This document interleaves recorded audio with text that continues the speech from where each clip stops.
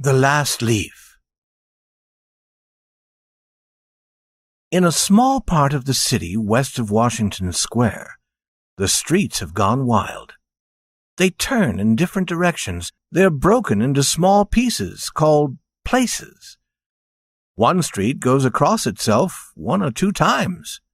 A painter once discovered something possible and valuable about this street.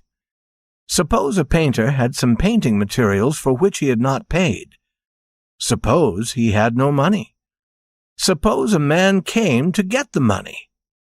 The man might walk down that street and suddenly meet himself coming back, without having received a cent. This part of the city is called Greenwich Village, and to old Greenwich Village the painters soon came.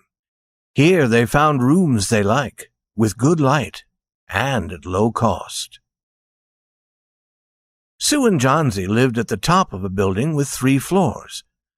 One of these young women came from Maine, the other from California. They had met at a restaurant on 8th Street. There they discovered that they liked the same kind of art, the same kind of food, and the same kind of clothes. So they decided to live and work together. That was in the spring. Toward winter, a cold stranger entered Greenwich Village. No one could see him. He walked around touching one person here and another there with his icy fingers. He was a bad sickness. Doctors called him pneumonia. On the east side of the city he hurried, touching many people. But in the narrow streets of Greenwich Village, he did not move so quickly. Mr. Pneumonia was not a nice old gentleman.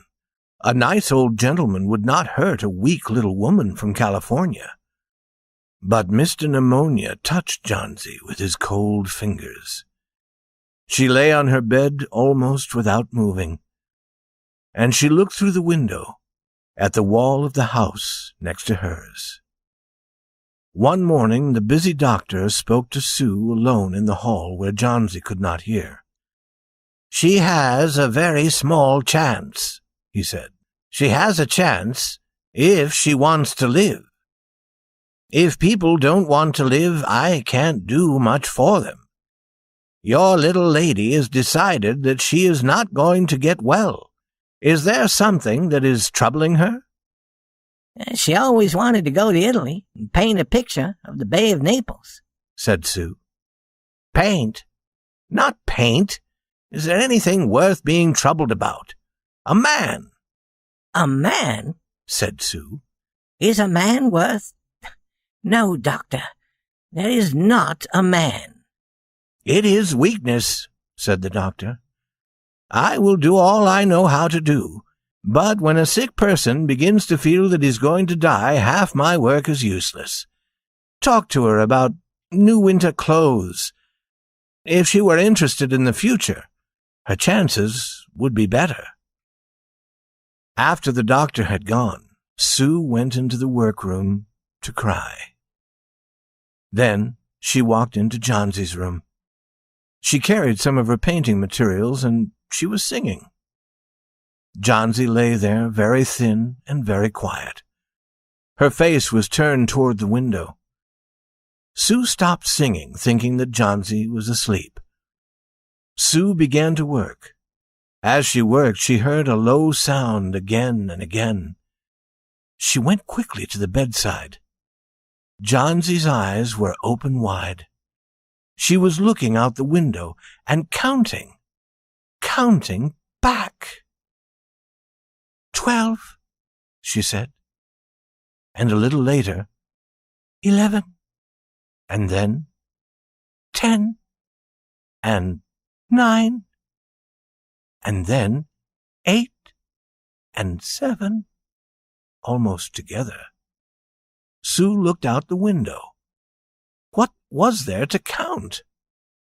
There was only the side wall of the next house, a short distance away. The wall had no window. An old tree grew against the wall. The cold breath of winter had already touched it. Almost all its leaves had fallen from its dark branches. "What is it, dear?" asked Sue. 6, said Johnsy in a voice still lower. "They're falling faster now. 3 days ago there were almost 100. It hurt my head to count them. But now it's easy. There goes another one. There are only 5 now." "5 what, dear? Tell your Sue." "Leaves on the tree. When the last one falls, I must go too. I've known that for 3 days. Didn't the doctor tell you?" "Oh, I never heard of such a thing," said Sue. "It doesn't have any sense in it. What does an old tree have to do with you? Or with your getting well? And you used to love that tree so much. Don't be a little fool. The doctor told me your chances for getting well. He told me this morning. He said you had very good chances. Try to eat a little now. And then I'll go back to work. And then I can sell my picture. And then I can buy something more for you to eat to make you strong." "You don't have to buy anything for me," said Johnsy. She still looked out the window. "There goes another. No, I don't want anything to eat. Now there are 4. I want to see the last one fall before night. Then I'll go too." "Johnsy, dear," said Sue, "will you promise me to close your eyes and keep them closed? Will you promise not to look out the window until I finish working? I must have this picture ready tomorrow. I need the light. I can't cover the window." "Couldn't you work in the other room?" asked Johnsy coldly.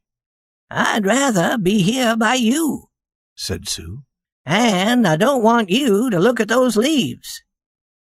"Tell me as soon as you have finished," said Johnsy. She closed her eyes and lay white and still. "Because I want to see the last leaf fall. I have done enough waiting. I've done enough thinking. I want to go sailing down, down, like one of those leaves." "Try to sleep," said Sue. "I must call Behrman to come up here. I want to paint a man in this picture, and I'll make him look like Behrman. I won't be gone a minute. Don't try to move until I come back." Old Behrman was a painter who lived on the first floor of their house. He was past 60. He had had no success as a painter. For 40 years he had painted without ever painting a good picture. He had always talked of painting a great picture, a masterpiece, but he had never yet started it. He got a little money by letting others paint pictures of him. He drank too much. He still talked of his great masterpiece, and he believed that it was his special duty to do everything possible to help Sue and Johnsy. Sue found him in his dark room, and she knew that he had been drinking. She could smell it. She told him about Johnsy and the leaves on the vine. She said that she was afraid that Johnsy would indeed sail down, down like the leaf. Her hold on the world was growing weaker. Old Behrman shouted his anger over such an idea. "What?" he cried. "Are there such fools?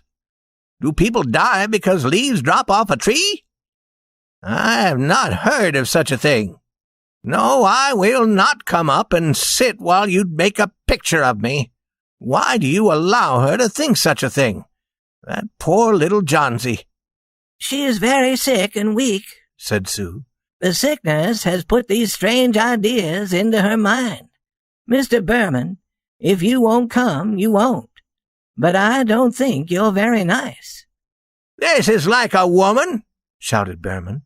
"Who said I will not come? Go, I come with you. For half an hour I've been trying to say that I will come. God! This is not any place for someone so good as Johnsy to lie sick. Some day I shall paint my masterpiece, and we shall go away from here. God, yes!" Johnsy was sleeping when they went up. Sue covered the window and took Behrman into the other room. There they looked out the window fearfully at the tree. Then they looked at each other for a moment without speaking. A cold rain was falling, with a little snow on it, too. Behrman sat down and Sue began to paint. She worked through most of the night. In the morning, after an hour's sleep, she went to Johnsy's bedside. Johnsy, with wide-open eyes, was looking toward the window. "I want to see," she told Sue. Sue took the cover from the window. But after the beating rain and the wild wind that had not stopped through the whole night, there was still one leaf to be seen against the wall. It was the last on the tree. It was still dark green near the branch, but at the edges it was turning yellow with age. There it was hanging, from a branch nearly 20 feet above the ground. "It is the last one," said Johnsy. "I thought it would surely fall during the night. I heard the wind. It will fall today, and I shall die at the same time." "Dear, dear Johnsy," said Sue, "think of me, if you won't think of yourself. What would I do?" But Johnsy did not answer. The most lonely thing in the world is a soul when it is preparing to go on its far journey. The ties that held her to friendship and to earth were breaking one by one. The days slowly passed. As it grew dark, they could still see the leaf hanging from its branch against the wall. And then, as the night came, the north wind began to blow. The rain still beat against the windows.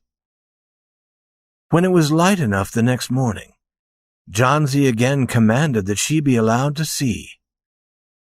The leaf was still there. Johnsy lay for a long time looking at it. And then she called to Sue, who was cooking something for her to eat. "I have been a bad girl, Sue," said Johnsy. "Something has made that last leaf stay there to show me how bad I was. It is wrong to want to die. I'll try to eat now. But first, bring me a looking-glass so I can see myself. And then I'll sit up and watch you cook." An hour later she said, "Sue, someday I hope to paint the Bay of Naples." The doctor came in the afternoon. Sue followed him into the hall outside Johnsy's room to talk to him. "The chances are good," said the doctor. He took Sue's thin, shaking hand in his. "Give her good care, and she'll get well. And now I must see another sick person in this house. His name is Behrman, a painter, I believe. Pneumonia, too. Mike is an old, weak man, and he's very ill. There is no hope for him, but we can take him to the hospital today. We'll make it as easy for him as we can." The next day the doctor said to Sue, "She's safe. You have done it. Food and care now, that's all." And that afternoon Sue came to the bed where Johnsy lay. She put one arm around her. "I have something to tell you," she said. "Mr. Behrman died of pneumonia today in the hospital. He was ill only 2 days. Someone found him on the morning of the first day in his room. He was helpless with pain. His shoes and his clothes were wet and cold as ice. Everyone wondered where he had been. The night had been so cold and wild. And then they found some things. There was a light that had been taken outside, and there were his materials for painting.